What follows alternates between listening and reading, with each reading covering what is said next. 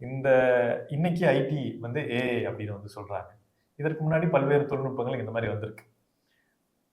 இது எல்லா காரணமும் சொல்லி ஐடி ஊழியர்களை வெளியே அனுப்புற வேலை தொடர்ச்சியாக நடந்துட்டு தான் இருக்கு. இது ஏஐ மட்டும் இல்ல, இதுக்கு முன்னாடி வந்த தொழில்நுட்பங்கள் காரணம் இல்ல. இது நிறுவனங்களுடைய காரணம். நிறுவனங்கள் ஊழியர்களை கொத்து கொத்தாக வெளியில் அனுப்புவதற்கு பல்வேறு காரணங்களை சும்மா சொல்லிக்கிறாங்களே தவிர, அடிப்படையில ஒவ்வொரு நிறுவனமும் அதனுடைய ஸ்ட்ரக்சரை வந்து மாத்திக்கிட்டே இருக்கு. இன்னைக்கு ஒரு பர்டிகுலர் தொழில்நுட்பத்தை தெரிந்த ஊழியர்களை 100 பேர் வைத்திருப்பார்கள். நாளைக்கு அவங்க தேவையில்லை, அவங்க 80 பேர் போதும்னு முடிவு எடுக்கிறாங்க. அந்த முடிவின் அடிப்படையில் 20 பேரை வேலையை விட்டு தூக்கிடுறாங்க. இது சட்டத்துக்கு புறம்பானது அப்படின்றது தான் இந்திய சட்டப்படி இருக்கு. ஸோ அரசாங்கத்துக்கிட்ட பர்மிஷன் வாங்கணும், அவங்களுக்கு உள்ளுக்குள்ள வேற வேலை வாய்ப்பு இருக்கும்போது நீங்க வந்து கொடுக்கணும் அப்படின்னு சட்டம் சொல்லுது.